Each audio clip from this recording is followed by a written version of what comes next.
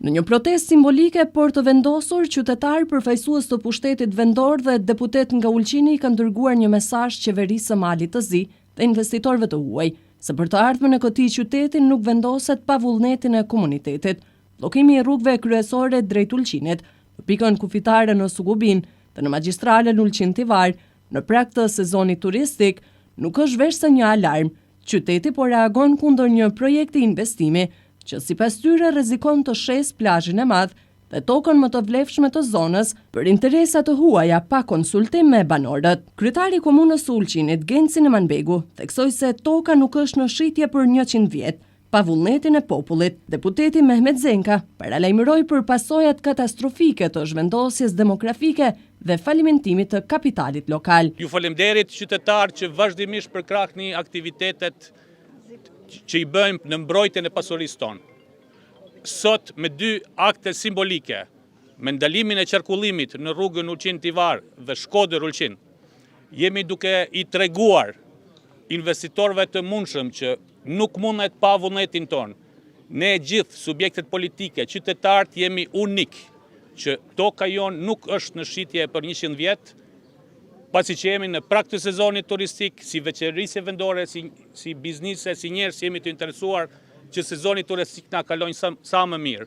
Pas këtij aktiviteti tani gjithë ju i kanë përgatitur flajerat qytetarëve gadal të lëshojmë të kalojnë, por t'ja ndajmë me fjalë falje që këtë aktivitet nuk e bën me dëshirën tonë, por si përgjigje të përgjithshme të komunitetit tonë nuk mundet toka jonë me qenë në shitje në 100 vjet pa vullnetin e komunitetit vendor. Na s'kena ardhur këtu që të mbrojmë interesat tona personale, jeni të masë të bindur që këtu jena gjithë edhe do të animohet gjithë qyteti i Ulqinit, që kemë të bëjmë me fatin e fëmijëve tonë, nipave tonë, e për fatin e 4 brezave. Kemë të bëjmë me qytetin tonë, a dëshirojmë që të bankrotojnë komplet kapitali i cilin këtë qytet, ky popull ka mbledh me mundime si për jashtë, si për kapaciteteve të brendshme. Janë në pyetje miliarda investimet qytetarëve të Ulqinit. A dëshirojmë që ta bankrotojmë kapitalin tonë dhe të vini ta ndrojmë këtë popullat me një popullat tjetër cilë do të jetë të dyshimt, edhe një popullat e cilë do të bllokojnë këtë qytet dhe do të krijojnë një qytet të ri. Ulqini ka kapacitet më mbrojtë edhe ne si forca politike. Pasi që i kemi fituar mandatin prej këtij popull, mund vetëm që të garantojmë që gjithë bashkë do të jemi deri në minutin e fundit, deri në sekundat e fundit në interes mbrojtjeve të qytetit. Deputeti Ilir Çapuni theksoi se Ulqini është zot në vendin e vet. Mesazhi ishte i njëjtë. Vendimarrja për të ardhmen e Ulqinit duhet të vijë nga vetë qytetarët e tij. Kjo është përgjigje unanime, përgjigje një zërit e komunës së Ulqinit, pra për të bllokuar hyrjet në qytet, jo se nuk jemi mikpritës, se jemi të zotë e mikpritjes, por duam të dërgojmë një mesazh i cili tregon që ne jemi zotë të këtij vendit, që dim të themi jo, dim të them kur ka kufi, dim të tregojmë se ku janë vjet e kuqe dhe ku janë vjet e qelbërta. Sot ne dërgojmë për mesazhin politik që kemi ndalur dhe nuk jemi ata që do ndalim investimet, por duam të pyetemi për zhvillimin dhe për ardhmërinë e fëmijëve tanë. Duam për të pyetur për zhvillimin e komunës së Ulqinit, për zhvillimin e turizmit, ne jemi ata që duhet të planifikojmë se bashku me gjithë të tjerë duam të ruajmë ambientin, të ruajmë ekonominë, të diversifikojmë ekonominë, nuk duam të jemi hyjsmeqar në tokat e gjyshave tanë. Atëherë, si deputet kanë qenë, le të themi, mesazhe të fuqishme ato që janë dhënë nga ana juaj dhe deputet të tjerë që jeni së bashku një zëri për këtë çështje. A pritet ndoshta apo a ka pasur sadopak një lëvizje të vogël nga ana e qeverisë me gjitha ato kërkesa që keni paraqituar? Qeveria do filloj të reflektojë dhe ka filluar për të reflektuar, sepse nuk është vetëm ka qenë një mesazh një zërit nga ana Ulqinit, i cili ka rezonuar që edhe Mali Zi si opinion, po edhe të huaj të kenë një opinion më unik. Pra na është amplifikuar dhe na është ngritur ky zëri i Ulqinit, që është shumë pozitive, që na ka bërë bashkë. Dhe tani shohim që ka hapa ngadalësimit, pra është duke reflektuar qeveria, nuk është duke u ngutur për ta futur përsëri në proces të rivotimit në kuvendin e Malit të Zi, që janë mesazhe pozitive që po dërgon qeveria e Malit të Zi. Ky qëndrim u përforcua dhe nga zyrtar të tjerë, si nën kryetari i komunës së Ulqinit Beqir Sella, këshilltari në kuvendin komunal të Ulqinit nga Unioni Demokratik i Shqiptarëve në Malë të Zi, Arben Tafa, dhe kryetari i Lidhjes Demokratike në Malë të Zi, Saubih Mehmeti. Sot kjo protestë është një shenjë simbolike për arsye se sot në vizitë qëndron investitori i cili bëhet fjalë Muhamet Allabar në një konferencë dhe për këtë arsye është bërë edhe protesta e sotme. Ne këtu nuk do të ndalmi, ne do të vazhdojmë edhe në ditët në vijim të shohim rëndësinë e këtij projekti të cilën e kanë menduar për komunën tonë qeveria Malizi me investitorin Muhamet Allabar.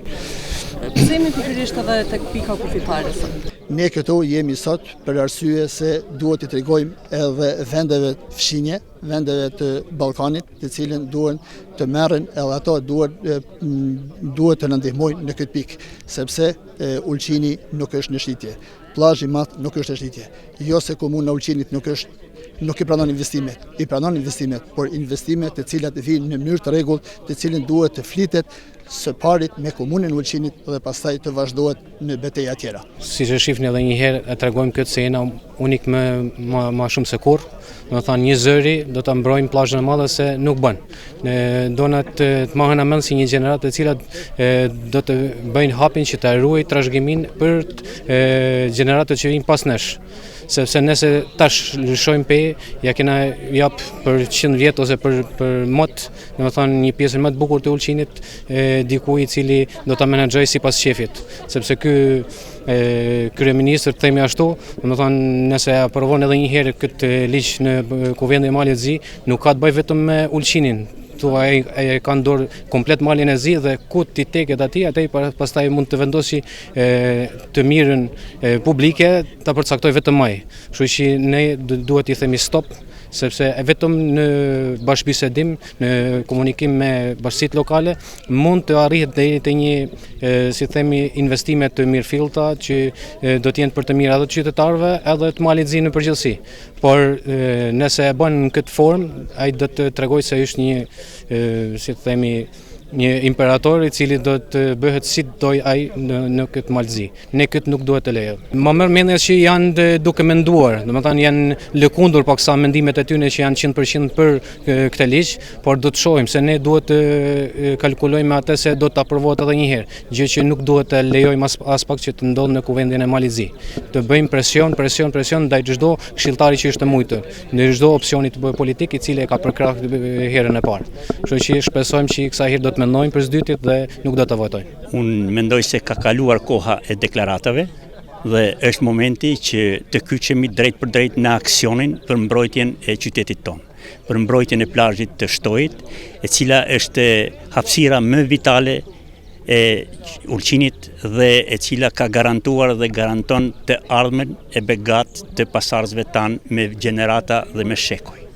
Prandaj unë shpresoj që në vazhdim do të kemi edhe protesta më masive ku do ta përshkallëzojmë gjithë aksionin ton në mbrojtjen e plazhit të Shtojit dhe mbetet që ta marrin edhe qytetarët seriozisht, na bashkangjiten në këtë aksion dhe unë shfrytëzoj rastin të falenderoj të gjitha shoqatat jo qeveritare, të cilat kanë mbështetur këtë kauzë tonën që është shumë e rëndësishme dhe një herë pse jo, edhe presidentin e Malizi dhe gjithë ato personalitete të Bashkimit Evropian që neve na kanë mbështetur këto ditë. Të gjithë një zëri, edhe në këtë protest, theksuan nevojën për investime të rregulta, transparente dhe të dakorduara me qytetarët e komunës së Ulqinit.